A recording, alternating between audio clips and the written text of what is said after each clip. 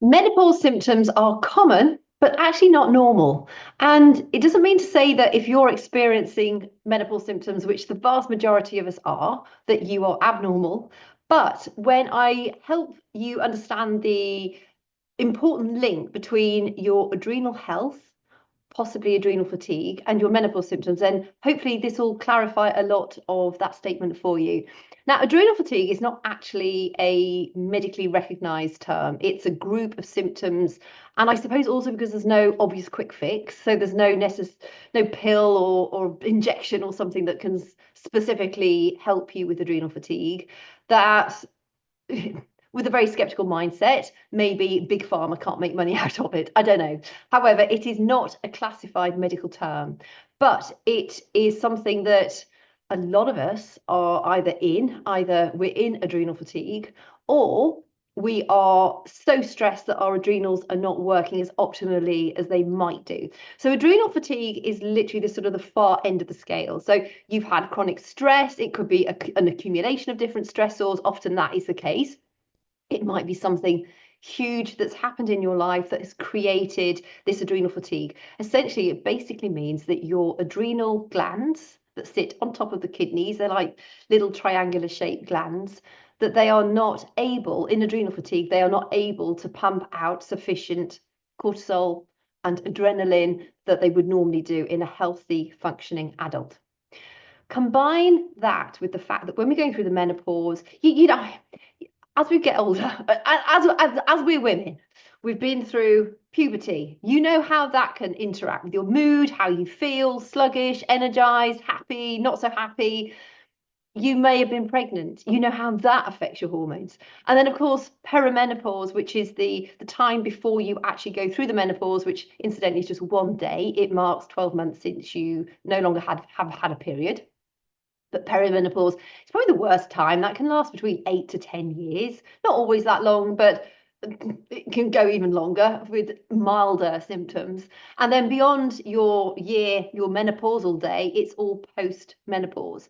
Before your perimenopausal symptoms, that's known as pre-menopause. So if you're not sort of getting any symptoms just yet, you're pre-menopause. Just to sort of give you a quick understanding of what the various terminologies mean, because I was chatting to somebody the other day and she wasn't sure whether she was peri or pre, and it was just like, okay, well, I'm just going to clarify that for you. So our adrenal glands do the backup job of the ovaries. As the ovaries go into retirement, and this is a completely natural process, this is how the body should work. The body's so clever, and when we live a life in alignment with our values, our energy levels, we have enough contentment and peace in our lives, our adrenals are pretty good. The problem is these days we have environmental stressors. So we've got like toxins in the atmosphere, in the water, we're breathing stuff in, we've got heavy metals, we're full of microplastics. We've got probably stressful jobs. If we've not got stressful jobs, maybe we want stressful jobs because we're dying to be employed. We might have unhappy relationships. We may just have a complete the world out there is fairly crazy at the moment. There's a lot of unknowns, there's a lot of fear mongering. I think social media is brilliant in some aspects. I've met some of my best friends on social media. However, there is so much fake news out there. There is so much negativity out there, and it's just not controlled as much as it should be. And so there's stuff being put out there, and you may have an opinion, and then all of a sudden a load of people jump on that opinion and try and knock you down, and they're really vicious about it.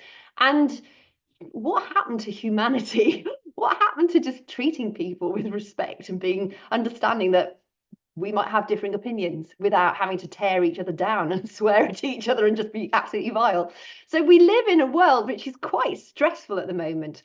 So even if you're one of those very few lucky people who have good health, you're doing the things that you should do for your health, you have a happy relationship, everything in life feels pretty good. Even in that situation, there's still stuff out there that you can't control. So like the social media, like the toxins in the environment, in your water, in the air, yeah, fears over the future of the planet, not only our own future, but sort of humanity in general. I suppose I'm getting a bit deep now. It certainly affects me. And I think if you follow this channel, you're probably sensitive to it as well. So there are a lot of stressors, not to mention the stress that your body goes through as you go through the perimenopause. Your estrogen, your progesterone, your testosterone, your sex hormones are all erratic through the perimenopausal years. They're fluctuating wildly. As you go through the menopause day into postmenopause, those fluctuations become less. So as your ovaries going into retirement, we have about 400 eggs each. Once we stop laying our eggs or secreting our eggs, that technically is the end of it. We are no longer able to have children, so we don't need that amount of sex hormones in our bodies. And in a normal functioning adult woman, your adrenal glands, if they're really healthy, do the backup job of the ovaries. So they secrete the sex hormones. So it's not like all of our sex hormones suddenly vanish, but the adrenal glands secrete hormones. It's also important to understand that it's the ratio of hormones. So it's not just a sort of we need this amount of progesterone, we need this amount of estrogen, we need this amount of testosterone. It really is how those amounts relate to each other as far as ratios go. You will often hear of estrogen dominance. And when I first started going through perimenopause, I was thinking, well, isn't that what I want? Estrogen dominance? Because surely estrogen is so important. Estrogen is really important, but you don't want too much of it. And this day and age, a lot of us are carrying excess fat. There's no fat shaming, it's just a fact. And fat creates its own estrogen, which is why certain cancers are more prone, you're more prone to risk of developing certain cancers if you're fat or if you've got excess fat, because fat acts like a sponge. It hangs on to hormones, but it also creates hormones. So you don't want to be creating more estrogen just because you're going through the menopause. I've heard again some people say, well, I liked being overweight because it creates more estrogen, which helps me. Actually, it doesn't. It's meaning your estrogen dominance is even worse. It's even having more of an impact on you. So you want to be lean-ish. You don't want to be stressing about it too much, but you want to be aiming for just a healthy body. So relatively lean, relatively strong. And the tips I'm going to share with you today will help you achieve that without any sort of sudden quick fixes. I will talk about that briefly towards the end of this, but the main thing I really want you to understand is that your adrenal health is absolutely vital to your menopause journey. And the vast majority of women, particularly how the adrenals affect these particular symptoms, it's the hot flushes or the flashes, also cold. So I think the hot flashes are more common, but some women really struggle with the cold flash that happens after the hot flash as well.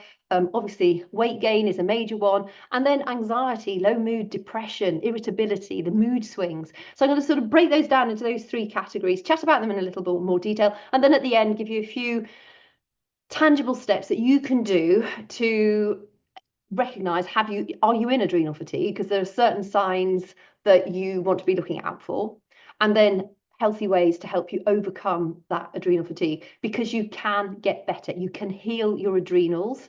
And if you're stuck in that situation right now where you're just thinking, I've got the brain fog, I'm irritable, I no longer recognize myself, I'm getting fatter, just like, holy crap, what's happening? Everything I share today will help you get back to the healthier individual that you want to become. So hot flashes, cold flashes, cold flashes. Essentially, when the estrogen levels drop, estrogen, all of our cells around the body have estrogen receptors. But specifically talking about the hypothalamus, which is an area of the brain that regulates the body's vasodilation, vasoconstriction, essentially, whether you're getting hot or cold, is then the blood vessels get bigger and all the blood vessels get smaller. Because of the fluctuating estrogen levels in your body, and also once you're in postmenopausal years, I know that if I start to think, oh, I'm thirsty, I literally carry water with me everywhere, even that can then trigger a hot flush with me. I track, or used to track, my food and drink fastidiously, only for like a couple of weeks, because it revealed to me so much about what really triggers a hot flush or not. Hot flashes and night sweats were one of my first major issues. Don't get the night sweats anymore, but I had them so badly that I would literally drench the bed every night. And I was young when I went through the perimenopause. I think I was through the whole thing by my early to mid 40s. Doctors, nurses said, no, you're far too young, can't possibly be. And it was. They nearly put me on antidepressants. Thank God I said no. And it's It's frustrating because I think a lot of maybe it's getting better now, but certainly back in the day, the doctors, they received a tiny amount of information about menopause. And a lot of them, I think, still are in that situation. There was a recent survey, and over 88% of, your typical general practitioner wanted to be taught more about the menopause specifically. Similar with nutrition. And unless you actually go and do, study holistic wellness or nutrition in detail, a lot of the medical practitioners don't get much education in nutrition at all. And I'm not saying that to knock them. I think our doctors, they do a really important role, but it just highlights that there are areas in maybe their education, particularly now as we're talking about menopause so much, and nutrition is such a key aspect of our health overall, that we do have to become our own best advocates. And I think when you've learned how to do it yourself, and then you've helped loads of other people get through that, and you see how also the things that suggesting that people can do to help improve their journey through the menopausal years and beyond, when you see the success in that, then you know you're onto a winner. So I used to track fastidiously, and I know things like coffee, spices. As much as I love coffee, I love spices. Sometimes alcohol, but to a lesser degree. If I'm feeling thirsty, if I eat something sugary, which is like a refined sugar, immediate hot flushes, and joint pain as well, in actual fact. But I'm not really going to cover joint pain in any great detail today.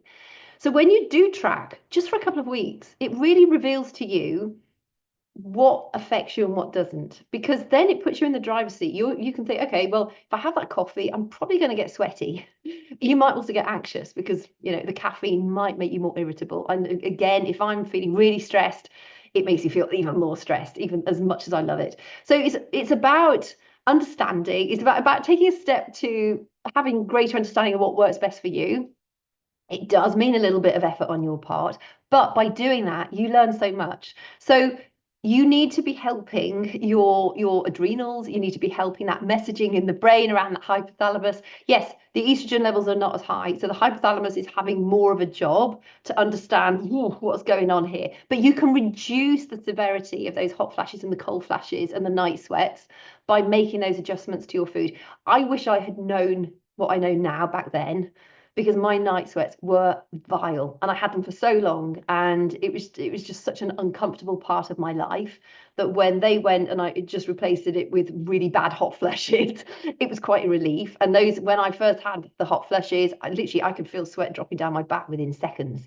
It was just awful. So I've been there, I understand what it's like, but I also know how transformative it is when you can think, okay, well, this is what's triggering that. I'm not going to drink or eat that anymore. And it does have a profound impact. Also, stress management as a whole. I'm going to go over stress management towards the end of this too, but stress management will help with all of these things that I'm referring to today. The next major issue that a lot of menopausal women have is the weight gain, particularly around the belly.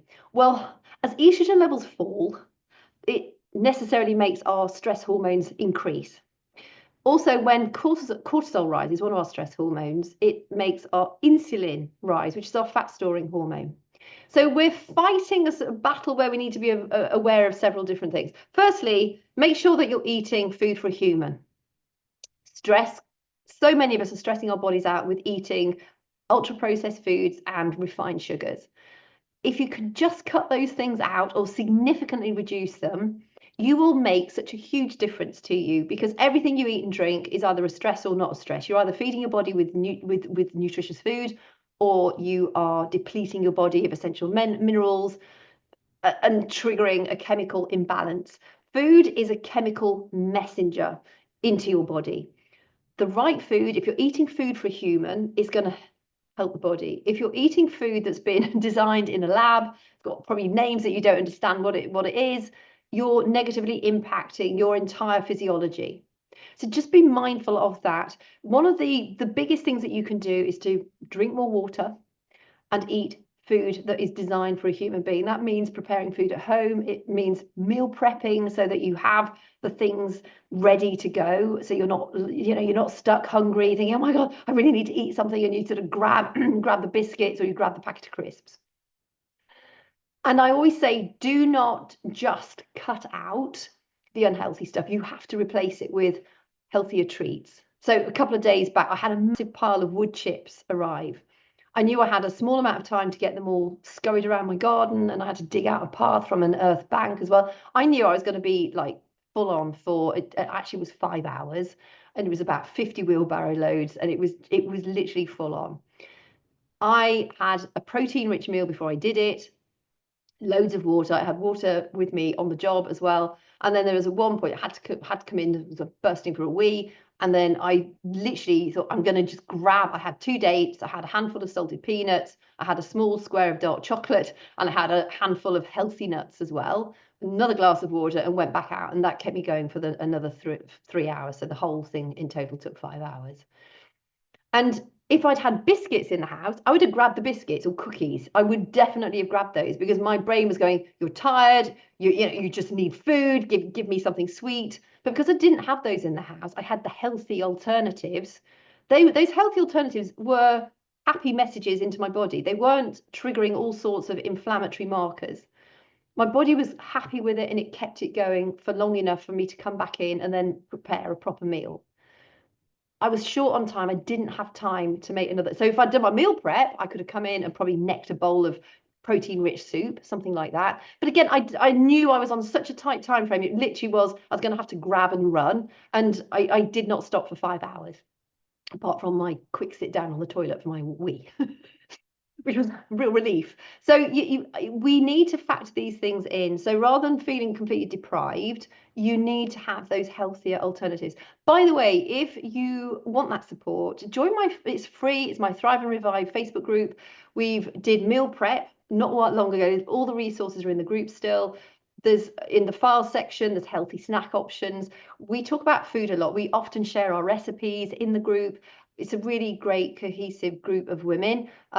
You will have to answer the questions when you request to join. The link's in the description box below. I'm really strict about who comes into our group. I don't want the risk of having strange people in our group. It's a very community-based group. So if you come in, be willing to participate. But it's a great group where you can learn so much. And we're actually diving into adrenal health this month. So that's one of the reasons why I want to sort of cover adrenal fatigue in this video, because I'm also going to share it in my group once this is published. So if you want that extra support, you want some community, you will learn it. And I'm in there several times a day. So if you've got any like queries, just come in there and ask me. My passion is helping people. There is nothing paid in there. There's no like small print or hidden subscriptions. Just come and join us in there if you want to be part of a really great community. I love the ladies in there. And you will learn a lot as well, and you'll get a huge amount of support, not just from me, but the community on the whole as well. So knowing that everything you eat and drink sends a chemical message, next you need to understand that when you are, people say our metabolism slows down as we get older.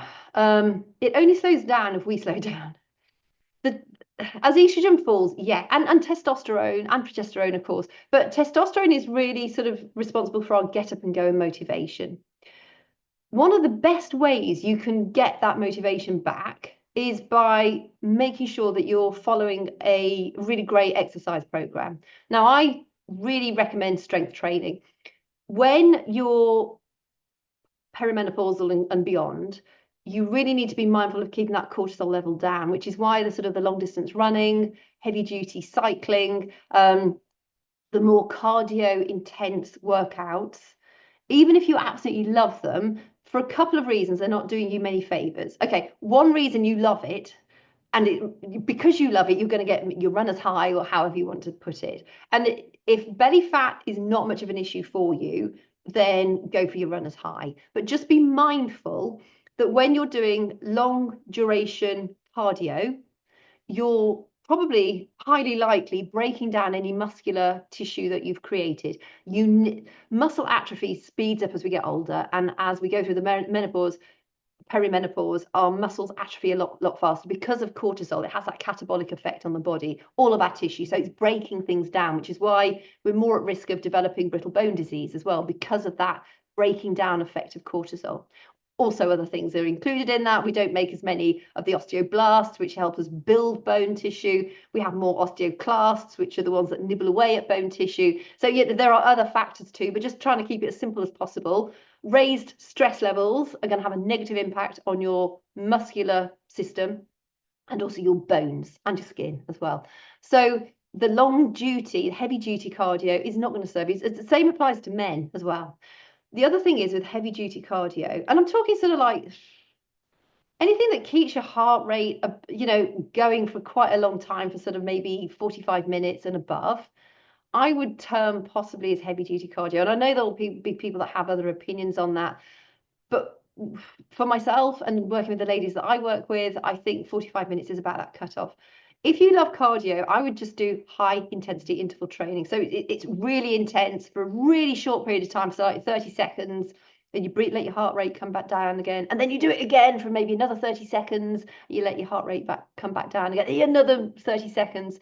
And, maybe sort of 3 or 6 reps of that is going to be enough.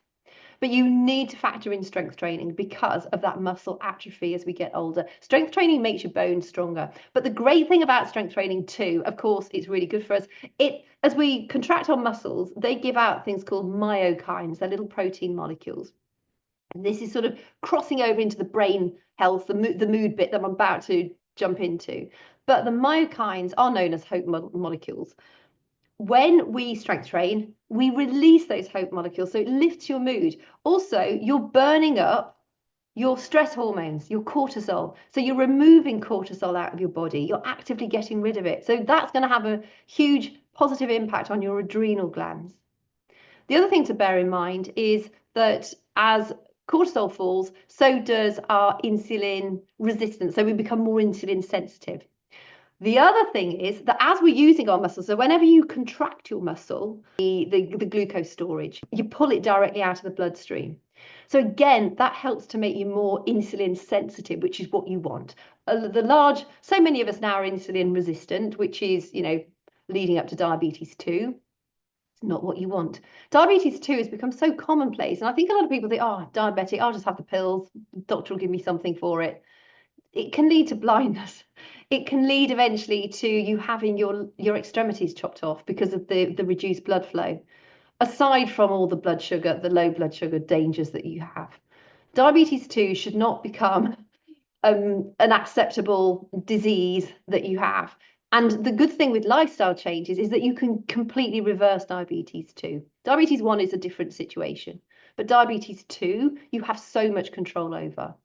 But there's somebody that I know who is very large, and she's on these diabetes tablets now from her doctor. And the crazy thing is he told her if she feels like her blood sugars are a little bit low, I mean, she was testing them anyway, go and eat something sweet. So we're at this party and she's already had a large dessert. And she said, oh, my blood sugars are a little bit low now. I better go and have another serving. Well, that's just keeping her fat. No fat shaming again. It's just a fact.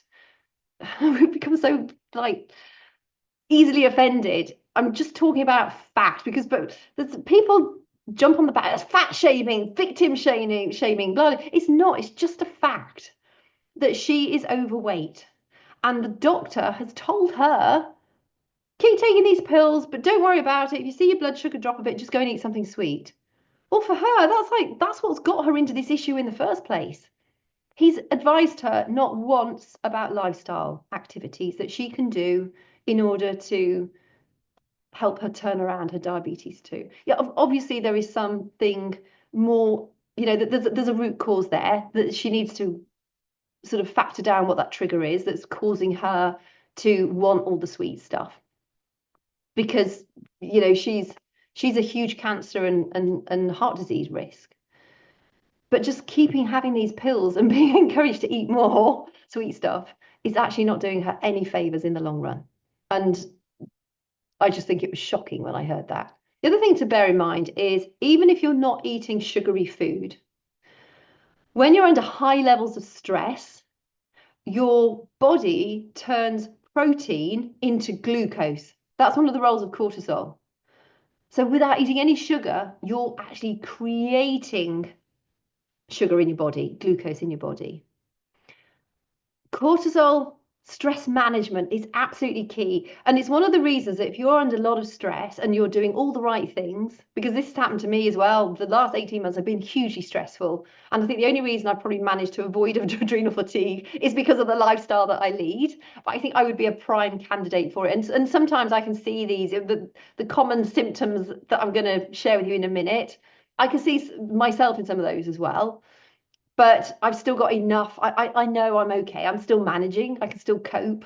I'm not on the adrenal fatigue yet, and I have absolutely no intention of getting there. But sometimes life just throws these stressors at you, and sometimes you have one after the other, and you just think, is it actually going to get any worse? And then it's just like, yes, it gets a lot worse, and then you think, this can't possibly get any worse, and it gets even worse. So at times like that, all you can really do is just hunker down and do the things that you know are going to support you. Support your mental health, support your physical health. That involves food as a human, lots of water, prioritizing sleep. I'll come on to that in a minute. And managing your stress. That could be deep breathing. Again, I'll come on to that in a minute. But understanding that everything you eat and drink is that chemical messenger into your body, and that you have to move with intention. So strength training, because that is going to have such a positive impact on your body. Now, you might say, I've got an injury. Well, unless you're injured all over your body, there's still masses that you can do. It doesn't really matter where the muscles are. If you can use the bigger ones, the better, your bum, your thigh muscles. But if you can't, use your upper body muscles. If you can't use your upper body muscles, use your lower body muscles. There is always something that you can do. And even if you can't stand up and do lunges and squats, there's stuff that you can do seated. It's having that willingness to lean in and do these things that are going to help boost your energy levels. They're going to help boost your metabolism. They'll help you manage stress more effectively.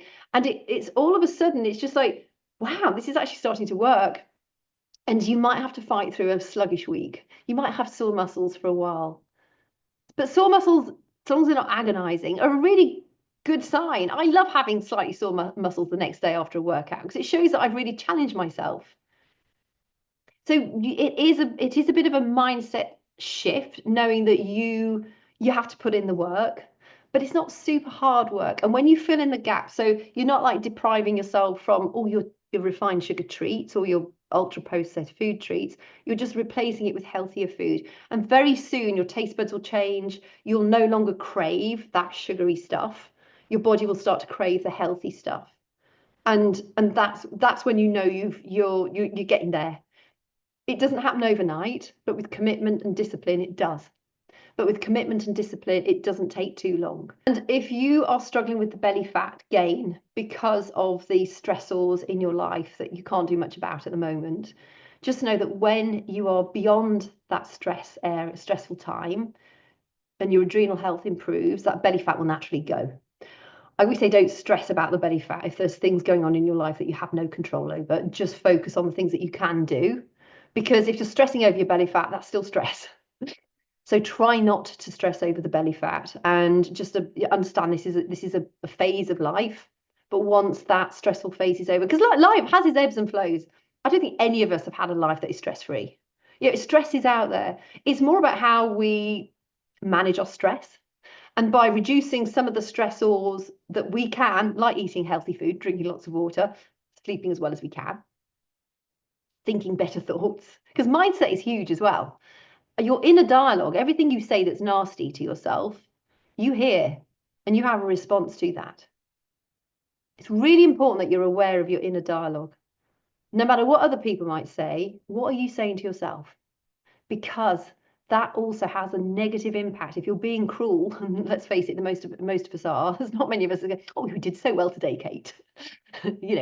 Well done. We don't do that, do we? We just swear at ourselves and just call ourselves, "You stupid." Well, that is also causing stress. That brings me on to the sort of the more mental side of things. So brain fog, irritability, low mood, depression. Just know that menopause related low mood or depression has been found not to respond to traditional antidepressants. I'll link to a video I did not long ago about the suicide risk. You might want to have a look at that afterwards if you're struggling with low mood or serious depression. But traditional antidepressants have been found not to benefit somebody with low mood or depression associated with menopause, because it's a different cause. So estrogen, like I said, we have estrogen receptors in all of the cells of the body. As estrogen falls, it affects our ability to remember things. We get that brain fog, everything feels a bit hazy. You know, you go into one room and you think, why did I come in here? What did I want? And sometimes you can never remember, and you go back out, and then it might be 3 days later. It's just, oh yeah, I remember what I wanted.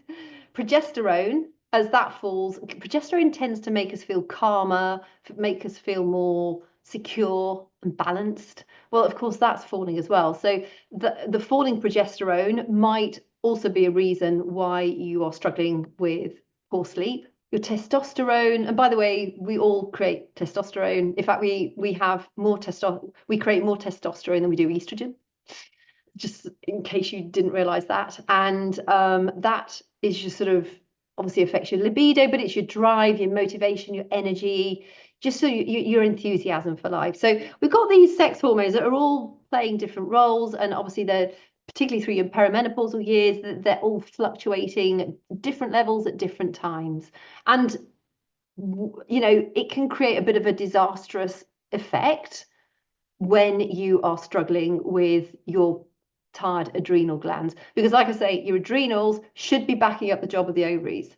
There are some people that would go so far as to say, and I kind of believe them, that if your adrenal health is good, you will not have any menopause symptoms. And I really think there's absolutely 100%, or there's a lot of veracity in that comment. A lot of women, and I, in the thick of it, you know, I didn't recognize myself anymore. And that's what I hear from so many women. It's just like, I just don't even know who I am. I've sort of lost who I was. I'm ratty. I'm irritable. I have I'm zero libido. I've got zero energy. I'm getting fat. I've lost my confidence. I don't want to go out anymore. I used to be a party animal.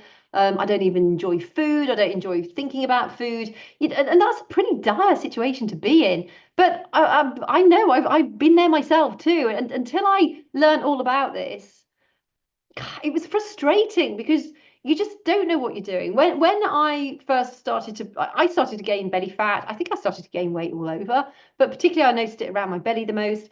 And I thought, you know, like everybody else does, well, I'll just work out more, because I was working out at the time and I was eating pretty healthy at the time too. And I'll stop eating as much. And of course, when you're starving yourself, when you're depriving yourself of food, you're adding to the stress. I was doing more cardio. I started running. That's more stress. So I was doing it all wrong. But as soon as I started strength training instead of cardio, I did a little bit of cardio still, but nothing like I was doing. And when I actually started eating more, I got a really great shape because I was building muscle. You need to eat in order to build muscle. You need plenty of protein. Protein is absolute king when you are go through the menopause and beyond. You need probably more protein than you're currently eating. Ideal body weight, say if you want to weigh 140 grams as an example, you want to be aiming to eat between 120 and 130 grams of lean protein every single day. And that is quite a challenge to do. It's like you should try and drink sort of 3 to 4 liters of water a day. Again, that's quite a challenge to do, but it will make you feel so much better if you do. Healthy fat. Do not go fat-free. Cholesterol gets a really bad rap. And there's the good cholesterol and there's the bad cholesterol. It's more your triglycerides which are causing the problem, which is another lipid, sort of another fat cell.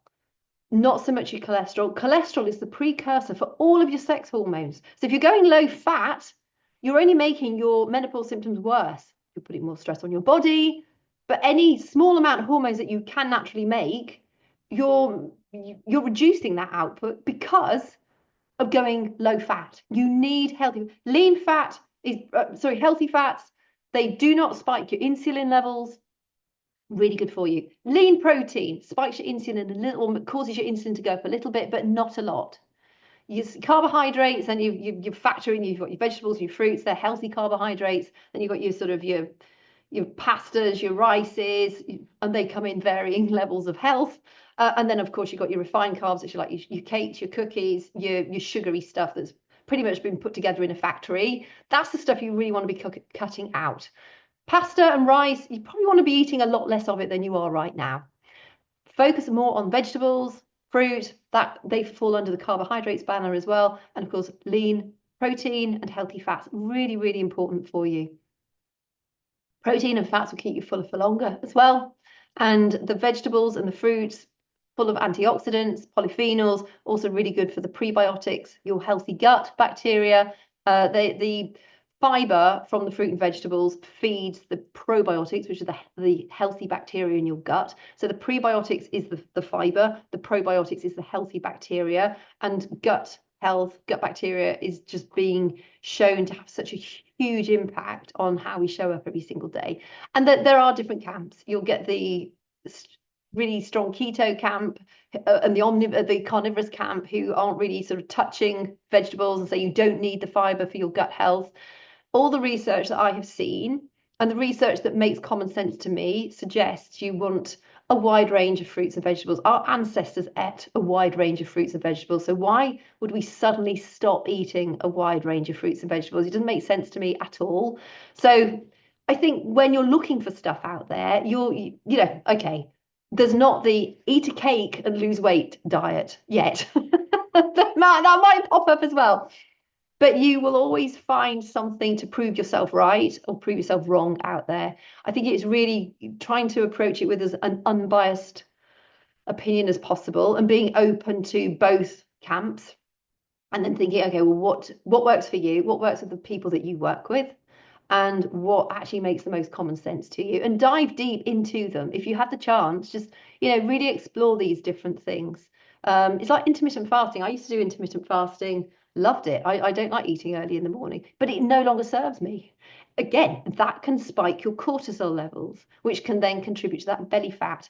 And men and women, hear a lot of men talk about intermittent fasting and the benefit it has and doing fasted workouts. A man's body is so different to a woman's body.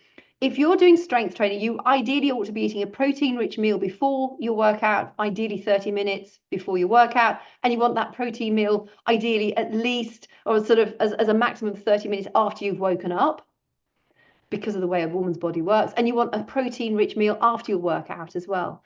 You can't take a blanket approach against men and women, and most studies that are applicable to women at the moment were taken on sedentary 60-year-old men.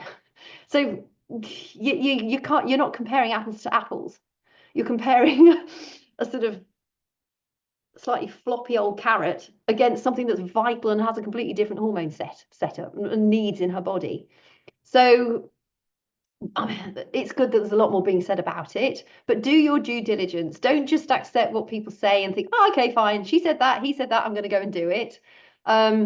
I honestly, the stuff that I share with you, I research hugely, and I also work with a lot of women through menopause, specifically for their mental health and their weight loss. I've been a psychotherapist for over probably nearly 18 years now. I've worked in holistic health for that long. I help people with their wellness overall. So, I use myself as a guinea pig, and I can prove that these things work. So, take what you can and start small and just build upon that. But there is nobody out there saying eat the cakes, drink the Coke, and live on fast food, and you'll live a long, healthy life, because you will not. We all know that doesn't work. And those are the main things you can cut out: is the refined carbs, the ultra processed food, and the refined sugars. So how do you know that you might be in adrenal fatigue? Often, if you're sleeping for maybe sort of 7 or 8 hours and you're waking up exhausted or just really, really tired, that's a sign. A sign also is that you're craving sugary or salty foods regularly. You have a very low tolerance to stress, so noises, listening to somebody chewing. Some people have a real sort of sensitivity to other people chewing. Children, noises, dogs barking, traffic, road rage. You find like you're just, somebody doesn't pull away from the traffic lights fast enough, and you just burn up into this huge rage. Those are all signs that your adrenals are just like, you need to step back. You need to do things to address your adrenal health. Another one obviously is belly fat. If you're gaining that and whatever you do is not helping you get rid of it. I would not say that's necessarily adrenal fatigue. I just think that's long-term stress. But of course, long-term stress can then lead to adrenal fatigue. Adrenal fatigue, like I mentioned at the beginning, is literally when your adrenals are no longer able to pump out the stress hormones that your body needs. Cortisol, I know we talk about cortisol as this bad thing. It has a really important anti-inflammatory effect on the body. So in the right amounts, and so does adrenaline. We need them. They're there for a reason. We don't have adrenal glands just so that we can all get fat and feel really stressed. They serve a really important role in the body, but it's keeping them in balance as a human body that is so important for us to do. You might also find, like, walking up a set of stairs, you get to the top and you feel like your thigh muscles are just being melted away. That is a sign of adrenal fatigue. I remember when I was going through my divorce, and I remember walking up a set of stairs at a shopping centre and getting to the top and just thinking, oh my God, it feels like somebody's actually sucking the stuff out of my thigh muscles.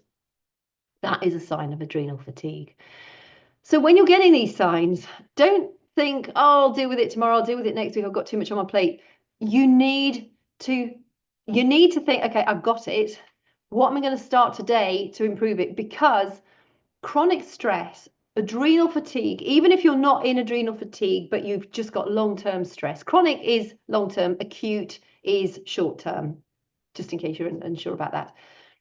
It can lead to autoimmune disorders. And once you've got those, they're bloody hard to get rid of. You do not want to put your body in such a state of stress that you develop autoimmune disorders, because essentially that's the body attacking its own immune system. And when you think of the severity of that, your own body is attacking its own immune system. That's serious stuff. So I think we all get really used to sort of just waiting. Oh, I'll deal with it next week. No, you really must start to take steps to improve things now. And a lot of them are really easy. So I'm not a meditation fan, really struggle with it. It just doesn't suit me. Action always helps me get over these things. But then I also eat really cleanly. I eat food as a human. I prepare all my own food from home. I don't buy drive-throughs. I don't eat sugary stuff. I do drink red wine. That is the only real thing that I do that I shouldn't necessarily do if I wanted to be super, super healthy. Sleep. My sleep is pants. I have elderly cats. I've also got dogs, and they sleep in the bedroom with me. And I've set myself up for this. They're all so old now, I can't bear to boot them out. But I have to say, as much as I love them, especially the cats, when they've gone, my sleep will improve massively, because they're a real pain in the ass. They yowl. They not always, but they sometimes do. One of them, she comes in, she comes out, she comes in, she comes out, she comes in, she comes out. The other one likes to sit on top of my chest when I'm asleep, and he's big, and then sometimes he wants some fuss, so he'll hit me with his paw, and just like, for heaven's sake. Yeah, I could boot them out of the bedroom, and a lot of people would say, just get rid of them, boot them out of the bedroom. I haven't got the heart to do that. So yeah, my sleep is pants like that, and some nights are better than others. But what I do to overcome that is I get to bed as early as I can. So if I'm feeling, I mean, the other night I went to bed at 6:30, and I was fighting something off. Thank goodness it didn't. By the next afternoon, I was feeling a lot better. But I just felt exhausted. The afternoon, I was just like, oh God, I can't think. I was getting my words all muddled up. And by sort of 6 o'clock, I say, oh, what should I eat for dinner? And I was like, actually not hungry at all. I had some really healthy soup, homemade soup, at about 3:30 that day. I just thought, I'm just going to go to bed. And I did.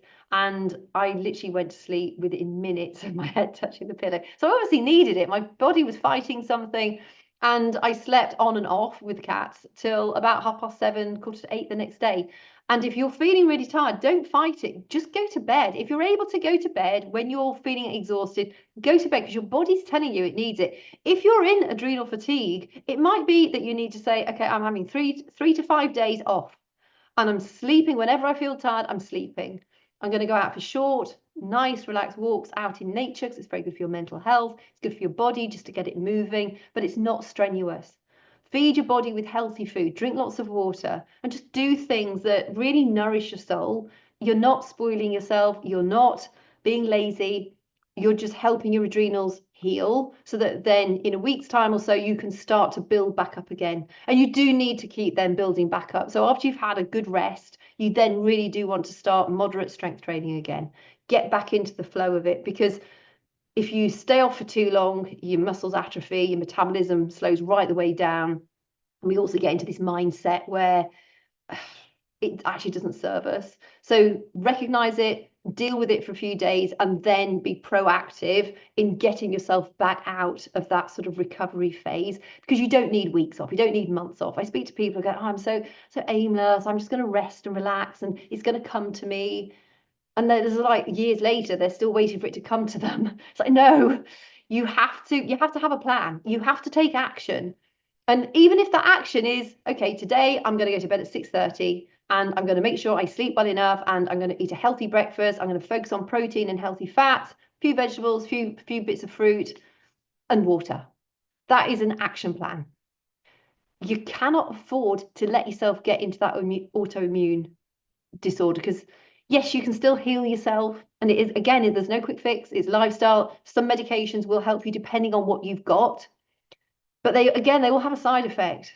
So if you're in that situation with autoimmune, I would cut out gluten, I'd cut out dairy, I'd cut out any wheat products, any refined carbs, any processed foods, and just do healthy food, lots of water and lots of rest. Hot flushes, like I mentioned at the beginning, are really reactive to what you eat and drink. So be aware of that. Do a bit of journaling and diary tracking so that you know what foods serve you and what don't. So when you're in the morning, think, how did I sleep last night? Was it good? Was it bad? If it was bad, have a look. What was it the day? Did you have a coffee at 2 p.m.? Did you eat something that was a bit sugary later on at night? Did you have some chocolate after your meal? Did you have 2 cubes of dark chocolate? Because that contains caffeine. I always say just have 1, not 2. There are all sorts of things that you can then look back on and think, okay, that might be what's triggered it.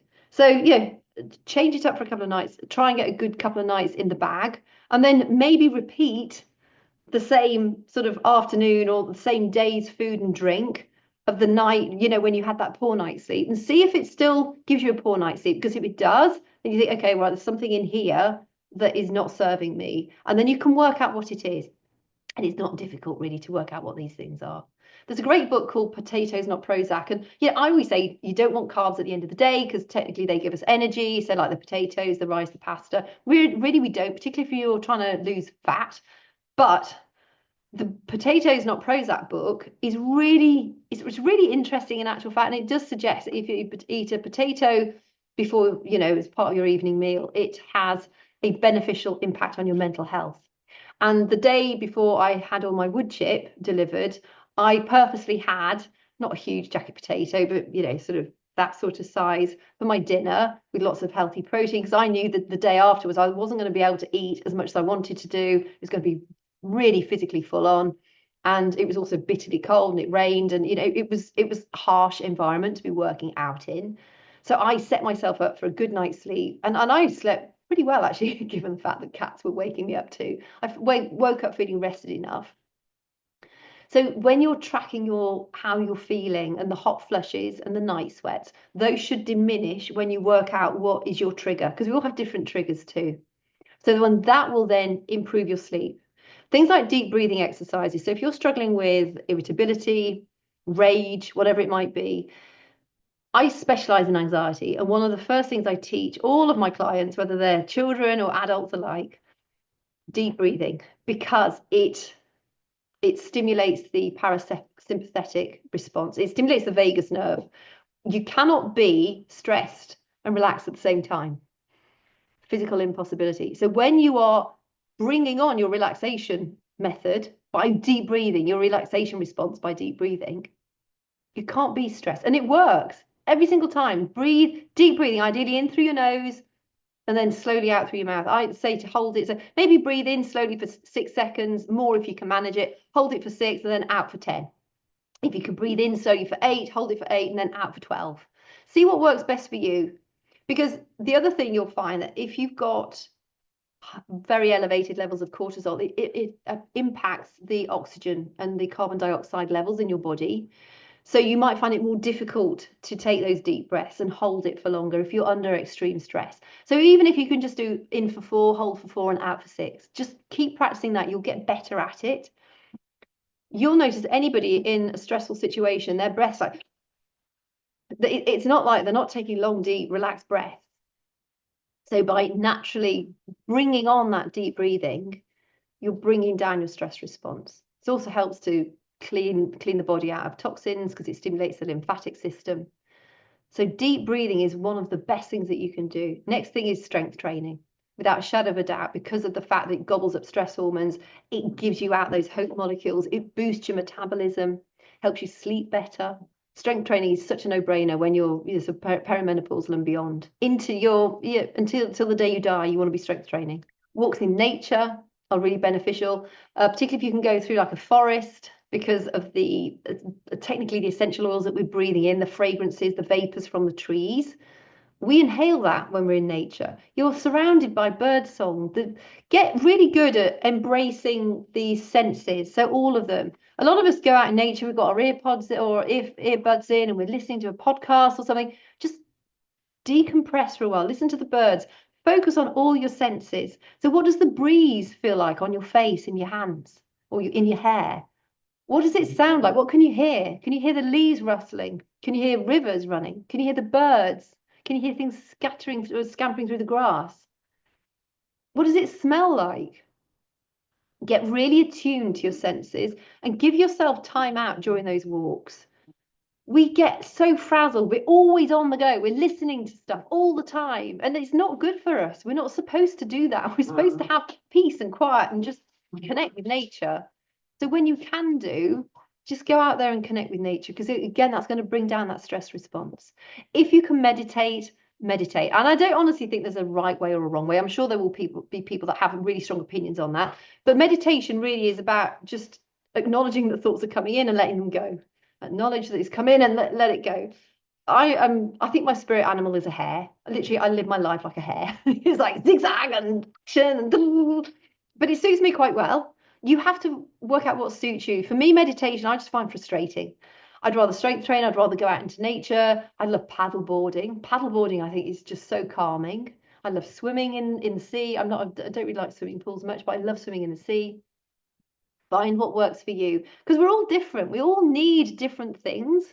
And if somebody says you have to meditate, well, I don't agree with that at all. I think it's a great tool if you can use it well and you get benefit from it. For me, right now, it would just make me feel frustrated. And one of the loveliest things you can do, and I did this after I'd done all my shoveling of the wood chip, lie on the floor, flat on your back, and put your feet high up against a wall and just feel that relaxation and lie there for about 15 minutes. Oh, it has a really calming effect on your body. It's lovely for your back because your back's flat. It's really good for your pelvis. It's just really, really nice. And if you're able to do that for a few minutes every day, I highly recommend doing that too. It's really simple. You could even do that and listen to some calming music and just really relax, and maybe, I don't know, have some essential oils nearby so you can breathe in the fragrance of lavender or chamomile or rose, nice settling fragrances. The other thing I would also say, and I'm a big fan of these, is adaptogen herbs. Ashwagandha. There are lots you can take. If you search for adaptogen herbs online, there's masses of them, and they all serve different purposes. Ashwagandha, I would say, is probably the most important one that you can take for relaxation and managing your cortisol levels. So in the case of adrenal fatigue, your adrenal glands are not able to pump out cortisol and adrenaline like they should be able to. The ashwagandha will actually help the body use the small amount that you're able to create more effectively. In the case for the vast majority of us, we've got too much cortisol in our systems. We've not, thankfully, reached adrenal fatigue yet, but we're on that path, and that will bring down your cortisol response. So it modulates. It doesn't necessarily rise it, doesn't necessarily decrease it. It does what your body needs it to do. So ashwagandha, I would say, is like the one to get. Make sure you get it from the country of origin. A lot of ashwagandha is grown in India. There's a lot of ashwagandha being grown, mass produced at ground level. The reason these adaptogenic herbs are called adaptogen herbs is because they're grown above the vegetation line. And that's really important because that's how they get their adaptogenic properties. That's why they become such powerful herbs. I mean, they've been used for years and years and years and years and years. I mean, way longer than any traditional medicines have been out there. And because they are not a traditional medicine, because nobody really makes any major money on them, big pharma are not involved in them, you will not probably get many doctors advising you to take ashwagandha. I have had, well, I take a blend of 8 every day. That I can no longer get that particular brand in the UK anymore. So I'm looking for new sources, and I'm still on the hunt for really good ones. And I'm actually going to do a whole thing on adaptation herbs when I've collated all my information for you. But just make sure that whenever you're looking for these things, that you're getting it from the country of origin. And the company that supplies that adaptogenic herb will have it clearly on their website, because so many of them are just having it mass produced at ground level. Some of them are being produced in the UK, and you'll find some companies will say, oh, well, yeah, we use the genome, and technically that's got the same powerful properties. I honestly don't see how that can work. I'd like to be proven wrong, because it'd make it much, much easier for me to find an adaptogen herb too. But I've done loads of reading around it. It just does not make sense. That, I don't know, it just does not make sense. So I would make sure, if you can get it from the company that sources it from where it's grown above the vegetation line, I would definitely do that, because then you know you're getting the right you're getting the adaptogen herb with the adaptogenic powers in it. And the companies that are getting it from the proper places, it's part of their marketing. The rest of the companies, it's really, really vague. Even if you email them directly, because I've been doing that, and their response is so vague. So a vague response to me is just like, no, don't bother. Go and find another company. So ashwagandha, I would say, is one that you definitely want to do. And you take it towards the end of the day before you go to bed. It's when you are high, pumping out too many stress hormones, it also has a negative impact on your magnesium, your potassium, your sodium levels get dysregulated. If you're eating a lot of leafy greens and healthy proteins, and you just good food, your electrolyte balance, your potassium, your magnesium, your sodium should all be okay.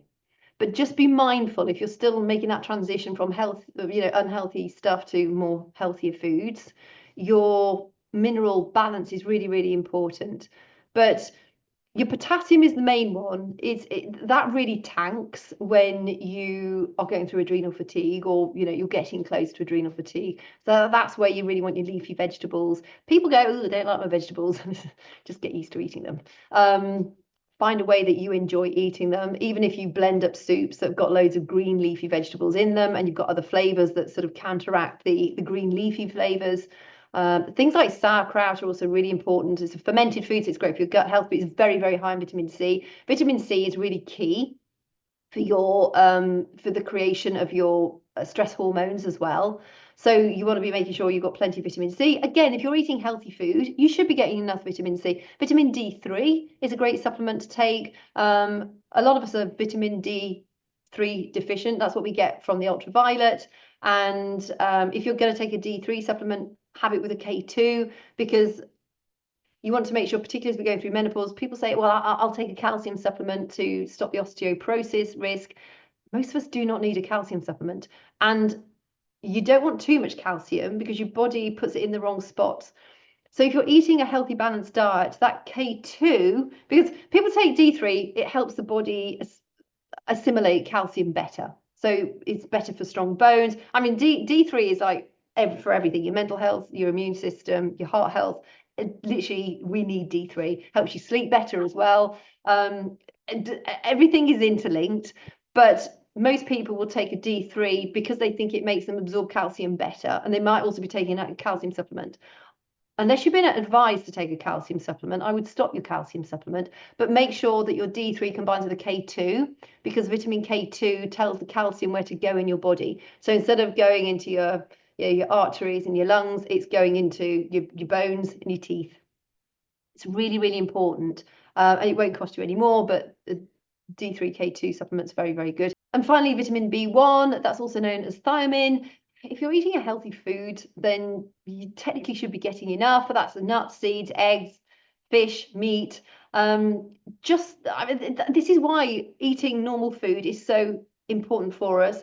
Because yes, you can take a vitamin C supplement, but if you're eating healthy food, you don't need to. All of the vitamins that I've just said, apart from D3, where you and the K2, you might want to actually go and get a supplement for that. That's the only vitamin that I take, apart from, ashwagandha is an adaptogen herb, so it's not technically a vitamin. But those are the two that I take regularly.